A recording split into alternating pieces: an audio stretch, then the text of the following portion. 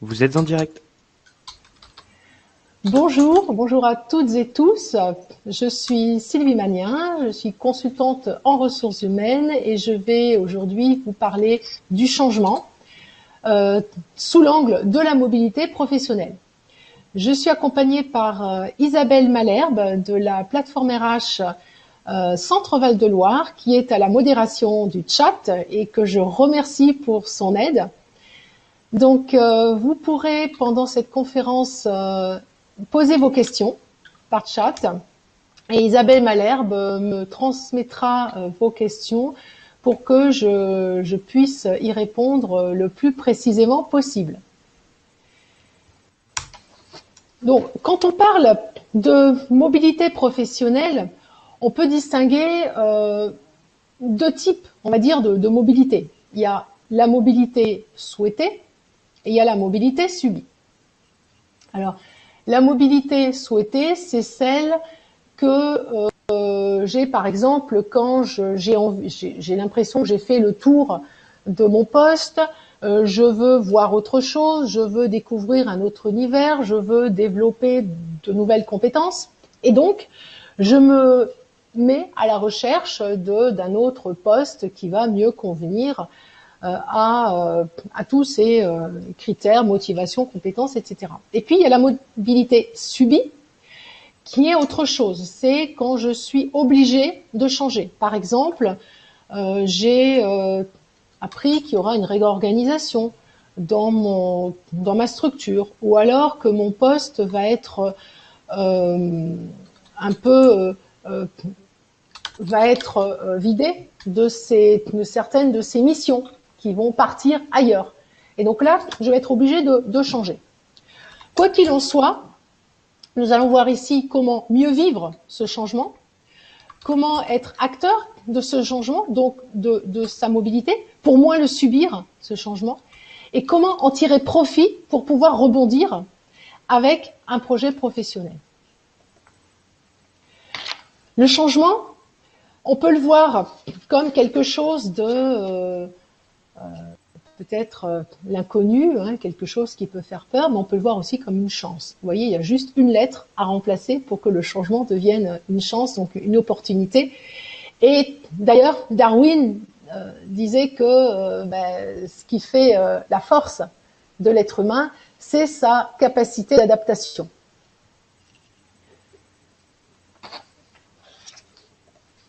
Les types de changement. Alors on a vu, il y a la mobilité souhaitée et la mobilité subie. Et quand on parle de mobilité subie, donc de changement subi, il y a deux types de changements. Il y a la mobilité qui va, par exemple, être, on va dire, de type 1, c'est-à-dire un changement qui va être plus une évolution. Et quand on parle de changement de type 2, on parle plus d'une révolution. C'est-à-dire que en type 1, ça va être par exemple une mobilité qui va me demander de changer de structure, par exemple, ou peut-être de changer de ville, tout simplement, mais sans vraiment de conséquences pour mon organisation personnelle, par exemple. Alors que un changement de type 2, ça va être quand la mobilité professionnelle va, par exemple, m'obliger à déménager. Si j'ai, par exemple, mes enfants scolarisés dans telle ville, que j'ai mon conjoint qui a un poste, il peut pas être muté ailleurs, ou alors il faut qu'il démissionne. Si j'ai des attaches familiales dans une région, ça va être compliqué pour moi, peut-être, de changer. Donc ça va être un changement de type 2, c'est-à-dire que ça va entraîner chez moi une révolution, c'est-à-dire un changement peut-être de mon organisation personnelle, de mon organisation familiale. Après, à moi de voir si j'accepte ou pas ce changement de type 2. Mais c'est vraiment important de voir la différence entre le changement de type 1 et de 2.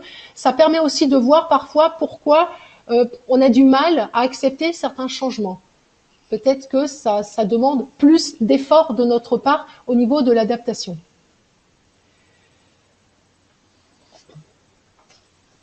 Alors, quand on parle de changement, donc là, dans le cadre de la mobilité professionnelle, il y a différentes étapes par lesquelles on passe. Là, je vous ai mis la courbe du changement. Alors, en fait, à l'origine, c'est la courbe du deuil d'Elisabeth Kübler-Ross, une psychiatre américaine et suisse aussi, qui nous montre quelles sont les étapes par lesquelles on passe quand on fait, quand il y a un changement, quand on fait le deuil de quelque chose. Alors, elle appelle ça courbe du deuil. En fait, le changement, c'est aussi un deuil. Quand je change de poste, je fais le deuil de mon ancien poste, je fais le deuil de mes anciens collègues, le deuil de peut-être de ma relation privilégiée avec mon N+1. Je fais le deuil peut-être de, je sais pas moi, de mon bureau individuel, par exemple. Donc on fait le deuil de quelque chose. Et certaines personnes font le deuil très rapidement et elles arrivent à se projeter très vite. Donc elles sont dans l'engagement, c'est ce que vous voyez à la fin de la courbe. Et d'autres personnes ont besoin de plus de temps pour faire le deuil. C'est pas grave d'avoir besoin de plus de temps. Chacun le fait à son rythme. Ce qu'il y a, c'est qu'il ne faut pas rester trop longtemps bloqué sur une des étapes de cette courbe. Vous l'avez peut-être vu dans votre entourage. Il y a des personnes, quand il y a des repositionnements professionnels, qui en quelques jours, semaines, peut-être mois, se projettent et pensent vraiment à l'avenir et arrivent à construire leur projet professionnel. Et d'autres qui, au lieu d'être dans l'après, elles restent parfois des années après dans le c'était mieux avant. Donc elles restent un petit peu dans le passé. Donc l'important c'est de ne pas rester bloqué sur une étape, mais c'est pas grave si on prend son temps pour passer d'étape en étape. C'est important de bien suivre cette courbe. On la suit tous à des rythmes différents, mais il n'y a pas de recette brevetée. Si on se force à le faire trop vite, après peut-être qu'on va pas pouvoir vraiment se projeter dans l'après. Alors en gros, de façon très simple, je vous donne les différentes étapes par lesquelles on passe. Donc au début, le petit dessin jaune, c'est le choc. Quand on apprend qu'il faut changer, quand j'apprends par exemple que mon poste ça va être réorganisé, ça va être complètement modifié par rapport aux missions que j'ai, à ce moment-là, je suis sous le choc, je suis un peu en état de sidération et au début, je sais pas quoi faire. Ensuite, je n'y crois pas. On peut être aussi dans le déni. Alors, faut pas rester trop longtemps dans le déni, parce que si je reste trop longtemps dans le déni, par exemple en me disant non mais il y aura une réorganisation, on en a entendu parler, mais peut-être que mon poste va pas être impacté, donc on va voir, il est urgent d'attendre et puis on verra le jour J. Ce qu'il y a, c'est que si on reste trop longtemps dans le déni, à un moment donné, on se retrouve au pied du mur. Et puis là, la mobilité professionnelle devient une urgence. Donc il vaut mieux anticiper. Le déni est une étape dans cette phase, mais à un moment donné, faut se dire bon, qu'est-ce que je fais? Qu'est-ce que je fais? Donc à un moment donné, quand on n'est plus dans ce déni-là, on se dit ok, il va falloir faire quelque chose, il va falloir que je prenne conscience de cette situation et voir comment je peux rebondir. On peut passer par un moment de colère, c'est normal aussi. La colère, on se dit par exemple, avec tout ce que j'ai fait, maintenant c'est comme ça qu'on me récompense, qu'on me remercie, ou alors on peut être aussi en colère après soi, en disant je me suis investi, j'ai donné mon temps, j'ai donné mon énergie, et voilà ce qui se passe. On peut aussi être en colère contre ça. C'est normal, la colère c'est normal, il faut aussi l'exprimer, alors évidemment de façon assertive, mais c'est normal, il faut pas la garder pour soi, cette colère. Et quand on est avec cette colère, ensuite on a un moment de résistance où on n'a pas encore vraiment envie de changer, on se dit qu'il va falloir changer, mais l'être humain aime bien sa zone de confort et l'être humain n'aime pas être trop bousculé. Donc, on essaie de résister un petit peu et à un moment donné, soit parce que on est bien entouré, on a des personnes qui nous ouvrent les yeux, soit parce que soi-même on lit, on se documente, on essaie de, de, euh, de s'informer par rapport à ce qui se passe, à l'environnement professionnel, etc. Il y a un déclic. Il y a un déclic et on se dit pourquoi pas. Pourquoi pas? Pourquoi pas utiliser ce changement, une opportunité, un tremplin pour rebondir, pour aller vers quelque chose d'autre? Pourquoi pas? Peut-être que c'est, au final, le bon moment de changer. Peut-être que j'avais un peu fermé les yeux, peut-être que je m'étais satisfaite d'une routine qui m'allait bien, et que maintenant, ce changement qui est peut-être un peu subi, c'est peut-être l'occasion pour moi de voir de nouvelles choses et de faire peut-être aussi quelque chose que j'aime. Il y a des gens qui, contraints et forcés, sont en repositionnement professionnel et qui, au final, après disent tant mieux parce que peut-être que tout seul, j'aurais pas sauté le pas. Donc c'est là le pourquoi pas. On est dans l'exploration. C'est là qu'on commence à faire son projet professionnel, à élaborer son projet et quand on voit que au final, c'est peut-être quelque chose qui va me permettre de développer des compétences, d'aller plus loin dans ma carrière professionnelle, de développer mon réseau, de faire des choses que j'aime. À ce moment-là, de l'exploration, je passe à l'engagement et je suis à fond, à 300% dans mon projet professionnel. Je me donne les moyens d'atteindre mes objectifs et donc je vais les atteindre. Alors je me donne les moyens et aussi le temps pour les atteindre. Mais je vais tout faire pour les atteindre. Donc, on passe tous par ces moments-là. Faut pas culpabiliser si on est dans le déni, dans la colère. Il y a la tristesse aussi là dont j'ai pas trop parlé. Quand on change, on est parfois triste de perdre ses habitudes, de perdre ses collègues, de perdre son environnement. C'est normal de passer par toutes ces étapes. Faut pas culpabiliser, faut pas non plus aller trop vite, faut le faire à son rythme. C'est ça qui sera qui va garantir le succès de la prochaine étape, le succès de l'après. Alors, je parlais de la résistance tout à l'heure. Quand on est dans la phase de résistance, ça ne veut pas dire qu'on n'accepte pas le changement. Il y a des personnes qui sont dans une phase de résistance parce qu'elles ne sont pas équipées. Il leur manque des billes pour accepter ce changement et pour en tirer profit. Il peut y avoir la peur de l'inconnu. En général, la résistance est liée à une peur. Ça peut être la peur de l'inconnu. Alors, la peur de l'inconnu, c'est parce que, comme je disais, l'être humain est dans sa zone de confort. Et pour sortir de la zone de confort, c'est pas toujours évident pour tout le monde. Donc, peur de l'inconnu, pour gérer cette peur, on peut, par exemple, se dire, mais qu'est-ce qui s'est passé dans mon expérience professionnelle où j'ai eu déjà peur? Quelles sont les situations où j'ai eu peur et où j'ai bien géré cette peur? Vous voyez, c'est par vos expériences, vous allez pouvoir vous allez pouvoir arriver à combattre cette peur. C'est pas la méthode Coué, c'est pas non, j'ai pas peur, c'est je n'ai pas peur parce que je sais que j'ai pu déjà gérer cette peur. Et donc, vous allez, en regardant dans le rétroviseur, par rapport à votre expérience, voir comment vous avez pu, par exemple, gérer la peur en intégrant une nouvelle équipe.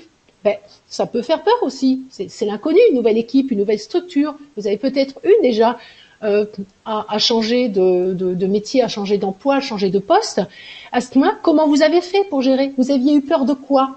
Qu'est-ce qui a fait qu'à un moment donné, vous aviez eu moins peur? Vous voyez, donc, tout ça fait que ça va vous aider à avoir un peu moins peur de cet inconnu. Ensuite, il peut y avoir la peur de ne pas être capable de faire quelque chose. C'est-à-dire, la personne ne va pas avoir peur de l'inconnu.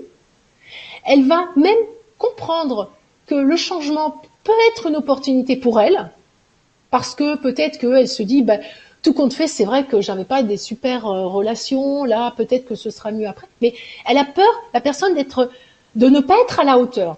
Alors ça, c'est une peur qui concerne aussi pas mal les personnes qui sont un peu perfectionnistes, qui sont très exigeantes envers elles-mêmes et qui ont parfois peur de ne pas y arriver. Alors là, pour se libérer de ces freins, pour essayer de combattre cette peur, là, il faut travailler sur la notion de confiance en soi. Alors, la confiance en soi se nourrit. D'abord, la confiance en soi, qu'est-ce que c'est? C'est la perception que j'ai, donc c'est dans ma tête, hein, c'est la perception que j'ai de l'objectif à atteindre et des ressources dont je dispose pour atteindre cet objectif. En gros, ça veut dire que si mon objectif, il est là, et que dans ma tête, mes ressources, elles sont là parce que je suis perfectionniste et que je me dis non, j'ai pas assez de ressources, j'ai pas assez de compétences, je vais pas me faire confiance. Je vais pas avoir confiance en moi parce que je vais dire je vais pas y arriver. Mes ressources ne sont pas à la hauteur de mes objectifs. Mais c'est dans ma tête. Au final, peut-être que en vrai, mes ressources, elles sont là.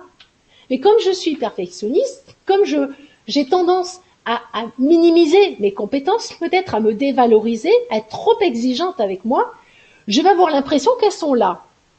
Donc là, l'idée pour travailler sur la confiance en soi, pour se libérer de ces freins, ça peut être de regarder dans le rétroviseur et de se dire, mais de quoi je suis fière? Qu'est-ce que j'ai fait? Dans quelle situation j'ai vraiment fait des choses dont je suis fière, des choses qui au départ n'étaient pas une évidence? Dans quelle situation professionnelle j'ai relevé des défis? J'ai rebondi par rapport à certains obstacles? Dans quelle situation j'ai pu atteindre des objectifs haut la main alors que c'était pas gagné? Vous voyez, c'est ça qui va vous faire prendre conscience de toutes vos compétences, et on en a beaucoup plus qu'on ne pense. Quelquefois, quand les personnes me disent oh, je sais pas trop quoi, je sais faire que ça, donc en gros elles me donnent quelques compétences, et quand on travaille sur les compétences, elles en mettent 4 pages. Et on n'a pas conscience. Quand on fait les choses et qu'on est expert dans un domaine, c'est tellement une évidence que c'est plus une compétence pour nous. Et on n'arrive pas à la valoriser parce qu'on dit bah oui, mais c'est normal de savoir faire ça. Pour vous, c'est une évidence. Donc en fait, c'est une compétence inconsciente. Et il faut vraiment avoir conscience de tous ces atouts, de toutes ces compétences pour renforcer la confiance en soi et oser aller de l'avant par rapport à une mobilité professionnelle, oser tenter. Et il y a aussi la peur de ne pas aimer. C'est-à-dire, peut-être que je vais être capable, mais est-ce que je vais aimer mon prochain environnement? Est-ce que, alors là, on peut se dire, mais et si j'aime, et si j'aimais? Parce que on peut aussi se freiner en disant, peut-être que je vais pas aimer, donc je vais rien faire, mais peut-être que je vais aimer. Donc je me dis, quel est le risque? Quel est le risque de tenter? Et de toute façon, il vaut mieux ne pas regretter de ne pas avoir tenté. Donc, oser, de toute façon, si on n'aime pas, qu'est-ce qui se passe? On cherche, on peut rechercher quelque chose. Il vaut mieux essayer, se dire, ok, c'était pas le job de ma vie, mais c'est un tremplin, ça me permet de développer d'autres compétences que je vais utiliser après ailleurs. C'est pas grave, c'est une étape dans ma carrière professionnelle, plutôt que de se dire toute sa vie, si j'avais osé, peut-être que j'en serais pas là. Vous voyez, donc, osez, faites-vous confiance.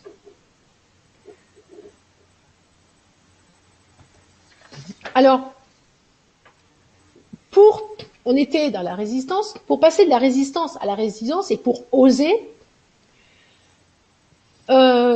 d'abord, rester objectif. Parce que parfois, on idéalise un peu le poste actuel et on se dit, même si parfois on s'entend pas très bien avec ses collègues, même si parfois on n'a pas une super relation constructive avec son N+1, même si les missions qu'on a sont pas très valorisantes ou ne m'épanouissent pas complètement, peut-être on a parfois tendance à idéaliser ce poste et à dire, ben, au final, c'est quand même bien je sais pas si je vais perdre au change ou pas. Évidemment, hein, on dit toujours, on sait ce qu'on perd, on sait pas ce qu'on gagne. Mais donc, on reste objectif. Et là, quand vous faites, c'est un petit exercice que vous pouvez faire, la liste des plus et des moins, vous allez peut-être vous dire, au final, vous allez dire, mais oui, c'est peut-être le moment de changer. Et c'est peut-être l'occasion de voir autre chose, de rebondir. Donc, une fois qu'on est dans cette, on repère l'important. L'important, c'est qu'est-ce qui, dans mon projet professionnel, mais dans mon projet de vie, tout court, est vraiment important pour moi. Par exemple, je vous parlais tout à l'heure des déménagements. C'est pareil. Est-ce que c'est important pour moi de rester dans la même ville ou dans la région parce que j'ai acheté une maison, parce que mes enfants sont scolarisés à cet endroit, parce que mon conjoint ne peut pas changer de poste, il doit démissionner si on change de domicile. À ce moment-là, c'est ça qui est important pour moi, et donc je vais devoir changer peut-être de métier, ou est-ce que je veux garder ce métier, ces missions, c'est ça qui est important pour moi, c'est ça qui fait que je suis connue, je suis reconnue, et donc je ne veux pas, je veux garder ces compétences. À ce moment-là, peut-être que je vais devoir avoir une mobilité géographique. Vous voyez ? Donc, quel est l'important pour moi ? Et il faut vraiment peser ça, parce que si ça, c'est pas clair dans ma tête, je ne vais pas pouvoir me projeter. Et donc, je ne vais pas pouvoir vraiment construire mon projet professionnel. Et à un moment donné, quand ça va être clair, quand je vais en parler avec mon entourage, et bon, quand je vais avoir pesé le pour et le contre et que je vais avoir pris la décision, je vais savoir ce qui est important pour moi. À ce moment-là, je vais me donner à 300% dans mon projet. Et là, je vais me demander comment mettre ce changement à profit. Ben, c'est se fixer des objectifs valorisants. Ça peut être, par exemple, un poste. Je mets le cap sur un poste. Ça peut être aussi, par exemple, une formation. L'autre jour, j'étais avec une personne qui me disait qu'elle a appris, il y a quelques semaines, que son poste va être... en fait, un peu, c'est supprimé, en fait. C'est-à-dire qu'il va être complètement vidé de sa substance, il va être réparti sur d'autres postes. Et donc, elle me dit, je sais que d'ici la fin de l'année, je vais devoir changer. Donc, elle a pris ses dispositions, elle a des contacts avec d'autres structures, mais elle me dit, maintenant, cette année-là, du coup, je vais la mettre à profit pour développer des compétences dont j'aurai besoin pour mon prochain poste, pour être opérationnel à 100% quand je vais démarrer en janvier le prochain poste. Donc, on peut se fixer des objectifs qui sont soit le poste, soit des étapes pour atteindre ce poste. Et oser se faire confiance. Alors, je vous ai expliqué comment on nourrit la confiance. Alors, après, c'est vrai que là, en quelques minutes, je vous donne les grandes lignes. Après, vous avez des livres qui peuvent vous aider aussi à approfondir ce sujet. Vous avez aussi des accompagnements individuels qui permettent de le faire. Vous avez aussi l'entourage aussi qui vous donne des retours par rapport à ce que vous avez fait et qui valorise l'entourage bienveillant, qui valorise vos réussites, et ça nourrit aussi la confiance en soi. Et oser se faire confiance. Alors, quand on se fait confiance, on a des chances d'atteindre l'objectif. C'est pas pour ça qu'on atteint l'objectif tout de suite, mais quand on se fait pas confiance, c'est sûr qu'on va pas l'atteindre. Donc, dans le doute, vaut mieux se faire confiance. Je vous propose de faire une petite pause chat. Est-ce qu'il y a des questions? Oui, Isabelle? oui, effectivement, il y a des questions. Et alors, il y a eu beaucoup d'échanges sur le forum, des personnes qui ont partagé leur expériences qui se répondent, donc c'est aussi une source de richesse pour les participants. Mais il y a eu des questions autour de la notion de la peur. Des personnes qui disaient qu'ils voulaient changer de poste, mais avec une peur de perdre un autre poste. Comment retrouver la confiance et gérer la peur. Peur de ne pas être capable de faire autre chose.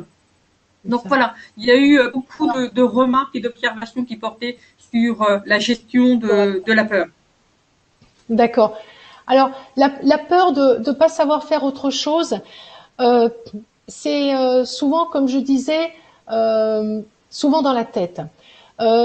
Très souvent, une fois, il y a, comme je vous disais, hein, quand je parle avec des personnes qui sont en repositionnement professionnel et qui me disent, mais moi, je sais faire que ça fait 20 ans que je fais que ça et je sais pas faire autre chose.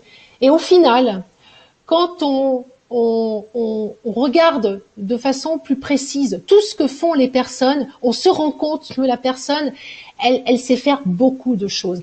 Et il y a des choses qui sont des compétences comportementales, des compétences techniques, des compétences managériales. Il y a plein de compétences dont on n'a pas conscience, mais qui au final sont très importantes, qu'on peut transposer dans d'autres secteurs. Par exemple, il y a aussi des personnes qui, par exemple, des personnes des personnes qui n'ont pas travaillé, qui n'ont jamais travaillé, et qui me disent mais je vais jamais pouvoir y arriver parce que j'ai peur de pas y arriver. Et au final, on se rend compte que une personne qui a, par exemple, qui est restée à la maison, hein, une femme au foyer par exemple, pour gérer ses enfants, mais elle a développé une quantité incroyable de compétences pour gérer les enfants, pour s'occuper de la maison, pour s'occuper des projets de la famille, et au final, toutes ces compétences, elle peut les utiliser dans le contexte professionnel. Pareil pour des jeunes qui sortent de l'école, parfois me disent, ben oui, mais moi, je sais pas faire, j'ai fait des stages, mais bon, je peux pas dire que je sais faire des choses. Mais peut-être que cette personne-là a été dans une association, était trésorière d'une association. Elle a peut-être, vous voyez, il y a plein de compétences qu'on peut transposer. Et le fait de dire je sais faire que ça, c'est sûr que ça vous bloque, ça vous emprisonne un petit peu dans un métier. Alors que il faut vraiment ouvrir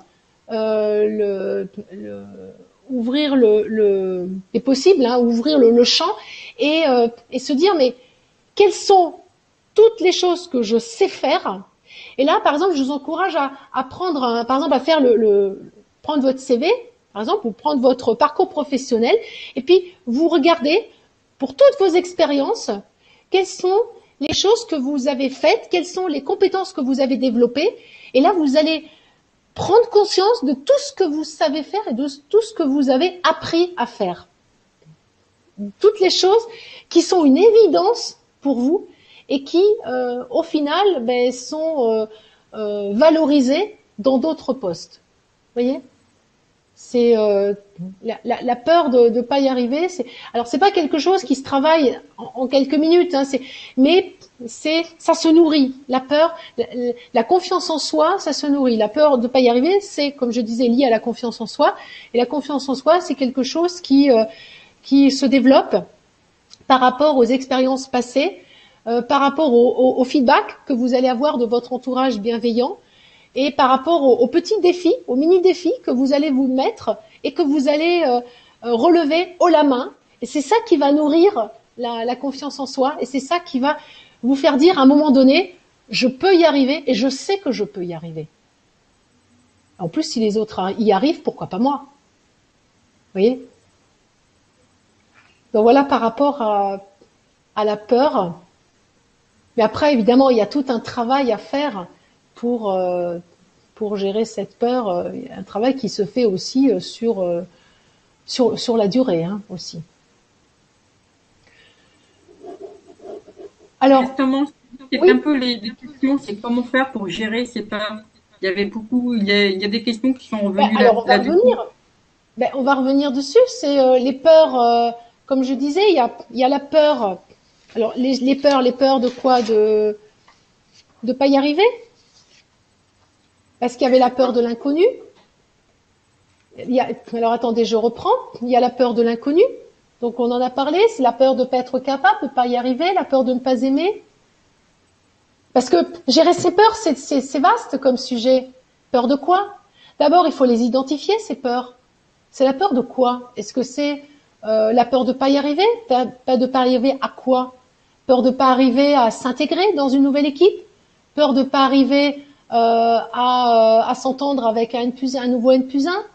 Peur de pas arriver à s'adapter à de nouvelles missions? Peur de pas, vous voyez, il y a beaucoup de peurs. Donc l'important c'est d'abord d'identifier cette peur, ensuite de voir si on a déjà eu cette peur par ailleurs, comment on l'a gérée, est-ce que il y a eu des déclencheurs qui ont fait que tout d'un coup je n'ai plus eu peur. L'important c'est déjà de l'identifier et ensuite de voir comment je l'ai déjà géré et de voir s'il y a des choses qui dans mon passé m'ont permis de la combattre et de passer sur cet obstacle. Après, moi, je faudrait voir par rapport à une peur précise. Si vous voulez, on peut parler. Il faudrait me dire la peur de quoi. Je sais pas si j'étais Non, assez précise par rapport à.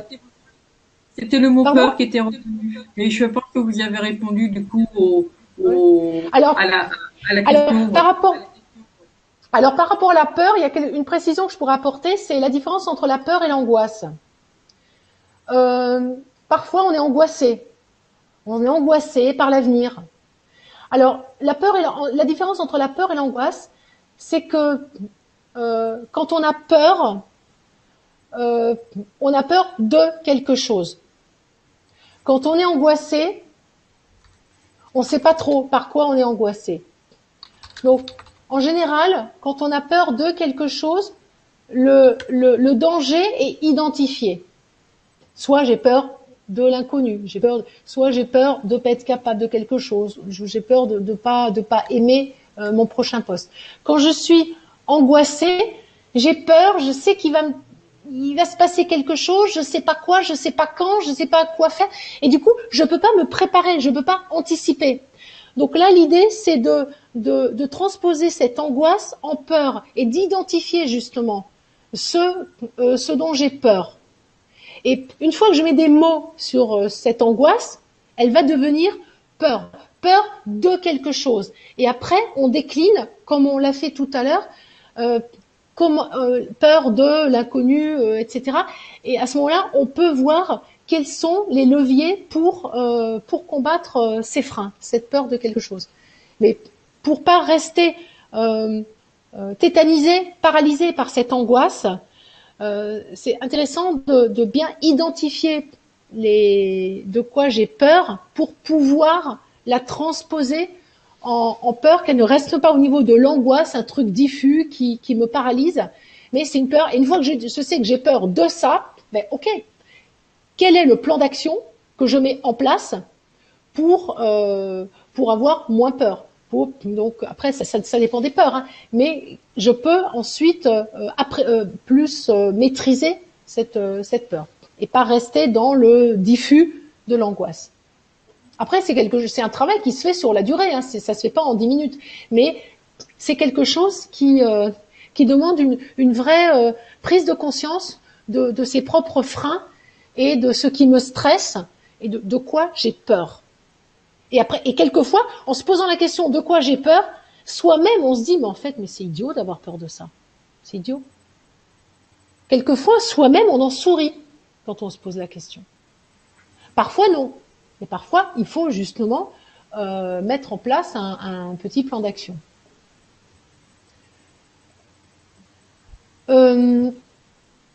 Alors, donc là, on était sur sur la résistance, passer de la résistance à la résilience. Quand on passe de la résistance à la résilience, donc ensuite on est dans cette démarche de comment je me projette, comment j'élabore mon projet professionnel. Alors je vais pas y revenir parce que il y a une conférence sur l'élaboration du projet professionnel. Donc ça va pas être le sujet là, mais juste un petit focus par rapport à la confiance en soi, sur mes motivations et mes compétences, c'est-à-dire qu'est-ce que j'aime faire, qu'est-ce que j'aime tout simplement, c'est-à-dire qu'est-ce qui va être le moteur dans mon projet professionnel, qu'est-ce qui va faire que je ne vais pas baisser les bras au premier obstacle, quand j'aime ce que je fais, même si parfois c'est pas toujours facile, c'est pas toujours valorisant, j'aime le faire, j'aime mon métier de façon globale, donc je vais me donner à fond. Donc c'est ça qui va vous permettre de rebondir, même si parfois il y a des embûches. Donc travailler sur les motivations, ça va être vraiment essentiel. Ensuite, travailler sur ce que je sais faire. Donc là, ça va être toutes les compétences que vous allez pu avoir identifiées et les transposer dans différents environnements professionnels, avec ensuite une étude de la faisabilité de votre projet, ce que vous verrez dans l'autre conférence, et comment je mets en place cette stratégie pour atteindre mon objectif, pour me positionner professionnellement. La stratégie, ça va être, comme je vous disais tout à l'heure, soit me postuler par rapport à un poste, soit ça va être trouver une formation qui va me permettre d'être opérationnel à fond quand je vais postuler. Ça peut être aussi d'avoir un plan A et un plan B. Il y a des personnes qui me disent j'ai un plan A et puis le plan B, ça va être, si jamais j'arrive pas à avoir le plan A, ça va être un tremplin. Ce sera pas le job de ma vie, le job de mes rêves, mais ça va me permettre de développer des compétences et dans 1 an, 2 ans, 3 ans, je vais pouvoir être beaucoup plus équipée, beaucoup plus armée pour pouvoir ensuite avoir mes chances à ce poste-là pour lequel en ce moment j'ai pas encore toutes les compétences techniques, par exemple. Donc il faut aussi avoir en tête que ça se fait pas non plus du jour au lendemain et que on a besoin aussi de différentes étapes. Là, c'est un outil, le SWOT, qui peut vous permettre de justement, en toute objectivité, de voir quelles sont vos forces. Alors, j'ai mis faiblesse, j'ai pas mis axe d'amélioration parce que le SWOT, c'est l'acronyme en anglais de force, faiblesse, opportunité, menace. Mais c'est un outil qui peut vous permettre de voir sur quoi vous pouvez vraiment vous appuyer, vos forces. Vos faiblesses, ce sont les choses que vous pouvez améliorer. Et justement, avec des formations, par exemple,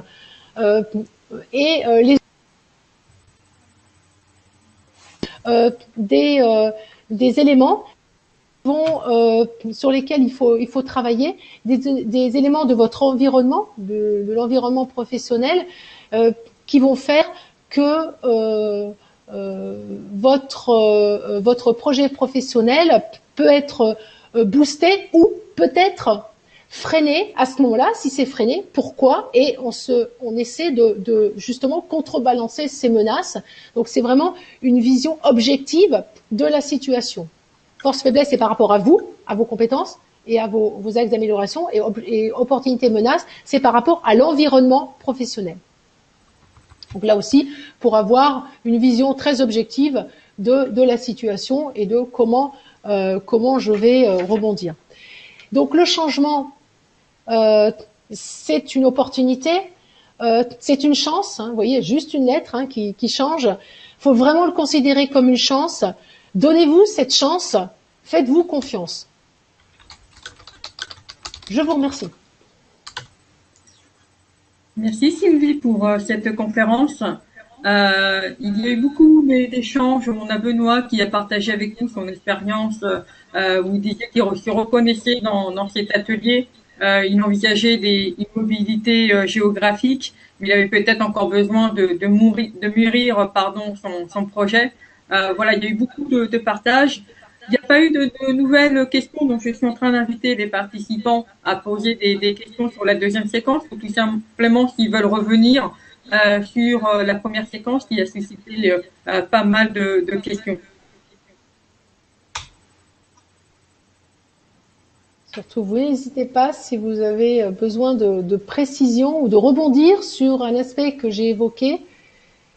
Et c'est vrai que la mobilité professionnelle, ça peut être aussi synonyme de mobilité géographique. Alors pour certains, ça peut être, comme on disait tout à l'heure, un changement de type 1, tout simplement.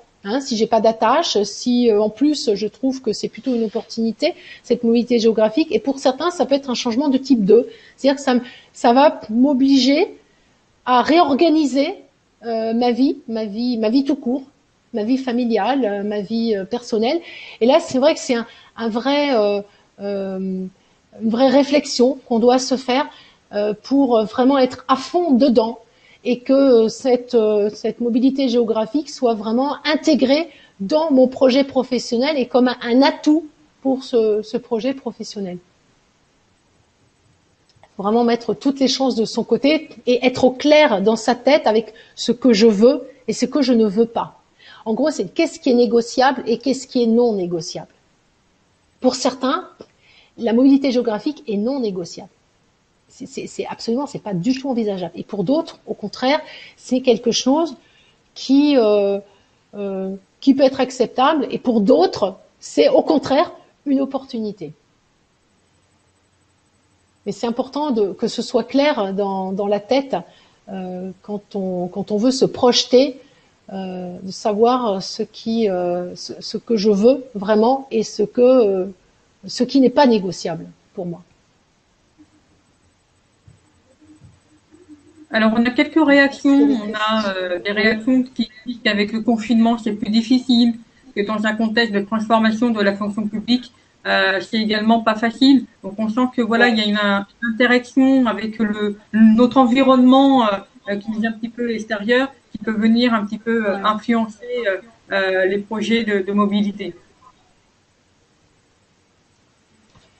Oui, alors c'est vrai que on est tous chacun chez soi en ce moment pour parfois c'est vrai qu'une mobilité est suscitée par un échange avec quelqu'un, par une rencontre. On entend quelqu'un parler d'un projet, on se dit ah oui tiens ça peut être sympa. C'est vrai que là avec beaucoup moins d'interactions, c'est plus compliqué, on est un peu chacun dans son coin et c'est vrai que les possibilités qu'on a, et il y en a beaucoup, sont moins évidentes parce que dans un couloir, on peut parler à un collègue, on peut dire tiens moi je suis en train de penser à ça, le collègue va peut-être vous donner une piste. Là, c'est vrai que on a beaucoup de visio. On me parle beaucoup de visio dans la fonction publique, beaucoup de réunions qui sont faites et beaucoup de visios qui s'enchaînent. C'est vrai que ça permet de se voir, d'avoir un contact quand même, mais dans les visios, il y a moins cette communication informelle, donc il y a moins ces petites astuces qu'on va se donner où ça remplace pas la rencontre dans l'escalier où on va se parler, on va se donner une piste par rapport à une mobilité. C'est sûr que c'est plus compliqué. Il y a moins aussi l'opportunité de voir ce que font les uns les autres. On entend moins aussi ce qui se fait dans d'autres services, dans des couloirs. C'est vrai que c'est plus compliqué. Vous avez quand même des conseillers mobilité carrière aussi qui sont là pour vous aider. Vous avez aussi pas mal de choses qui sont faites au niveau des différentes structures, au niveau régional aussi, pour avoir des informations sur les mobilités, sur les missions, les postes. Enfin, il y a beaucoup de choses qui PFRH qui est aussi là pour vous aider. Et surtout, il faut pas hésiter à interroger les uns les autres. C'est vrai que les opportunités, on en entend moins parler. Il faut être plus proactif, en fait. Il faut aller chercher l'info. Avant, on pouvait prendre des bribes d'informations dans les couloirs, à la cantine, etc. Là, c'est plus compliqué, c'est vrai. Mais c'est important de le faire parce que la mobilité peut vous permettre d'élaborer votre projet professionnel et quelque chose qui va ensuite vous épanouir professionnellement. Ça peut être une opportunité à saisir. Donc, c'est important de faire cet effort. Merci Sylvie. Alors, j'ai une question qui a été posée, une première fois qui a été reposée. J'ai Claire, je crois, qui demande comment elle peut faire comprendre qu'elle voudrait oser le changement sur son propre poste auprès de sa hiérarchie. Alors, elle veut faire comprendre à sa hiérarchie qu'elle veut changer. Comment faire comprendre que je voudrais oser le changement sur mon propre poste? En étant force de proposition. Alors, le changement, quel changement? Est-ce que c'est un changement par rapport à des missions? Est-ce que c'est un changement par rapport à l'organisation du poste? Est-ce que c'est un changement par rapport à des périmètres de délégation? Vous voyez, qu'est-ce que c'est? Donc déjà, il faut identifier ce que Claire voudrait et ensuite être force de proposition. Je ne sais pas si sa hiérarchie est ouverte au changement. Si sa hiérarchie est ouverte, peut-être arriver avec des propositions. Ce qu'il y a, c'est quand on veut faire comprendre le changement à quelqu'un, il faut que la personne trouve un bénéfice à ce changement. On vend quelque chose à quelqu'un. Donc Claire veut vendre une autre façon de fonctionner à sa hiérarchie. Donc, quel est le bénéfice pour sa hiérarchie d'accepter ce changement?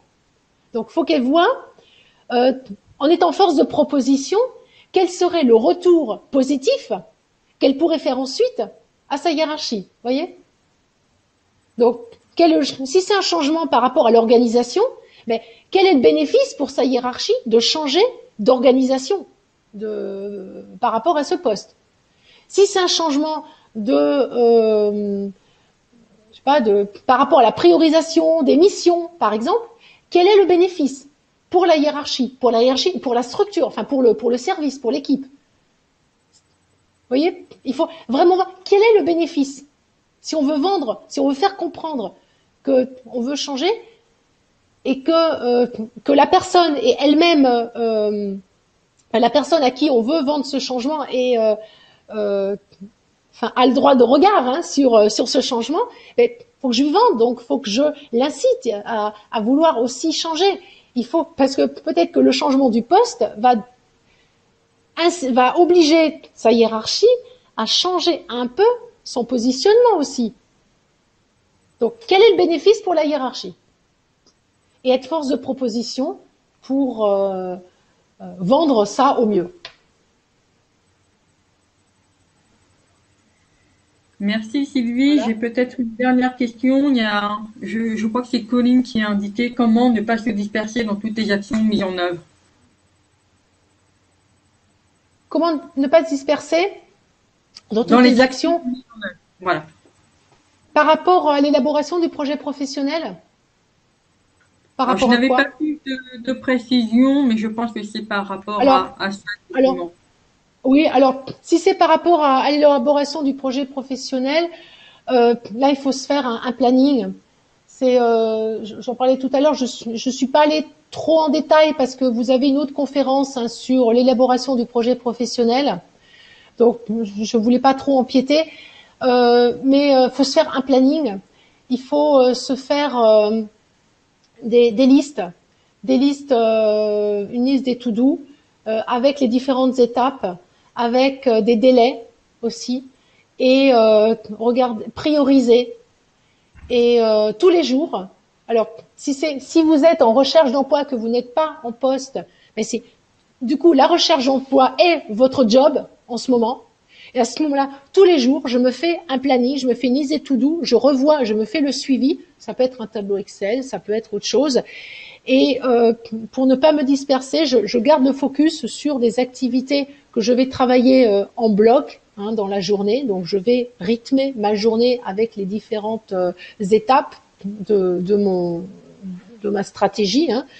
Et si je suis en poste, mais je vais me faire on va dire une stratégie, par exemple sur la semaine, par exemple, et je vais me dire, ben voilà, dans la semaine, il faut que j'ai fait ça, ça, ça, ça. C'est-à-dire que quand vous avez votre projet professionnel, vous avez ensuite des mini-objectifs. Vous vous dites, ben, pour atteindre ça, je dois faire quoi? Qu'est-ce que je dois faire? Est-ce que est-ce que c'est plus vers, ça va vers une formation? Est-ce que c'est plus, bon après vous verrez hein, quand vous allez élaborer votre professionnel, mais il y a des mini-objectifs qui vont me permettre de structurer ma démarche et qui vont me permettre de mettre le focus sur telle ou telle action à faire pour atteindre ce mini-objectif. Et c'est ça qui va me permettre de ne pas me disperser. Alors, il y a aussi, évidemment, quand on est chez soi, c'est avoir une certaine rigueur, hein, dans une certaine discipline, dans son temps de recherche, hein, son temps de travail aussi. Euh, ne pas enfin comment dire, travailler en bloc, mais aussi se garder des pauses aussi. Hein, c'est important aussi. Je connais des personnes qui sont à fond dans la recherche et qui culpabilisent tellement qu'ils ne se donnent pas de pause. Ça, c'est important aussi d'en faire. Mais de se donner un temps, de dire voilà, pendant 1 heure, pendant 2 heures, pendant 3 heures, je vais faire ça. Et de s'y tenir. Quand on s'y tient, on voit que ça avance et en plus on est fier, on est content de soi parce que on se dit que on garde le rythme, on tient le rythme. Et c'est cette dynamique et cette régularité qui va vous permettre petit à petit, hein, c'est vraiment la méthode des petits pas, petit à petit d'atteindre chaque mini objectif et au final d'atteindre votre objectif. Voilà. D'autres questions? Sur le chat. Il y a eu des participants qui se sont répondus les uns et les autres, donc on voit qu'il y a eu des échanges, des réactions qui ont été faites, donc c'est très intéressant. On a des remarques sur le fait que les personnes ont apprécié la conférence, que c'était très intéressant, c'est revenu à plusieurs fois, donc je pense que c'était ça tombait. Ça répond à des questions que les uns et les autres pouvaient se poser. Donc, il y a vraiment des remarques par rapport à tout ça. Merci. Oui. Voilà, je ne vois pas d'autres questions sur le chat. Ok, donc, s'il n'y a pas d'autres questions, donc, je propose donc de terminer sur ces paroles. Et donc, je vous souhaite un bon changement et saisissez votre chance, faites-vous confiance. Merci. Merci Sylvie.